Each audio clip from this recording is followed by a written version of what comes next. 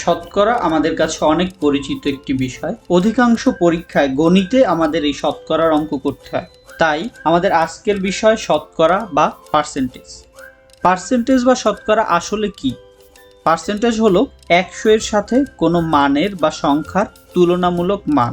যেমন কোনো ব্যক্তি 300 টাকা ব্যাংকে রেখে 1 বছরে 60 টাকা সুদ পায়, তাহলে বছরে সে কত টাকা সুদ পায়? অর্থাৎ বছরে প্রতি 100 টাকার জন্য কত টাকা সুদ পায়?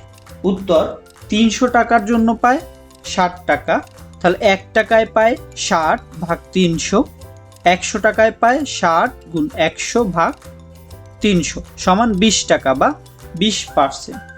এবারে আমরা শতকরার অঙ্ক করার কিছু শর্টকাট নিয়ম জেনে নিই। যে কৌশলগুলো জানা থাকলে আমরা খুব কম সময়ে প্রশ্ন দেখেই উত্তর বলে দিতে পারব। টাইপ 1, প্রশ্নে যদি দুইটি শূন্য থাকে, যেমন 50-এর 60% কত?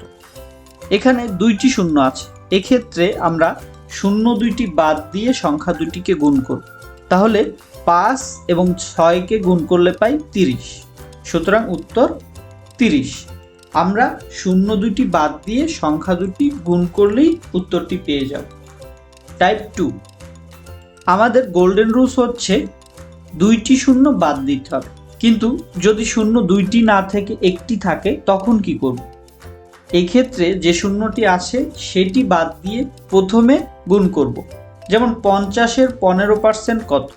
এক্ষেত্রে 50-এর শূন্য বাদ দিয়ে পাই 5 এবং 15-এর গুণফল 75।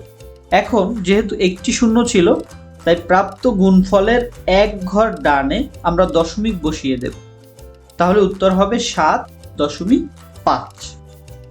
টাইপ 3, সংখ্যা এবং পার্সেন্টেজ একই থাকলে এবং শেষ অঙ্ক যদি 5 হয়, যেমন 45-এর 45% কত?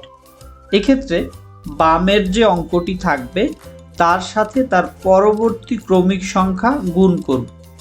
যেমন এখানে 4 গুণ পরবর্তী সংখ্যা 5 সমান 20, এরপরে 5 গুণ 5 সমান 25, তাহলে উত্তর হবে 20.25। যদি প্রশ্নে কোনো শূন্য না থাকে কিংবা সংখ্যা এবং পার্সেন্টেজ যদি একই না হয় তখন কি করব? যেমন 25-এর 45% কত? এক্ষেত্রে আমরা প্রথমে সংখ্যা দুইটি গুণ করব। এখানে 45 গুণ 25 সমান 1125। এক্ষেত্রে আমরা 2 ঘর ডানে একটি দশমিক বসাবো, তাহলে উত্তর হচ্ছে 11.25। টাইপ 5, এটি আমাদের আজকের শেষ নিয়ম। একটি উদাহরণ দিয়ে দেখা যাক। যেমন 90 কোন সংখ্যার 75%? অর্থাৎ এতক্ষণ আমরা পার্সেন্টেজ বের করেছি, কিন্তু এখন আমাদের মূল সংখ্যাটি বের করতে হবে।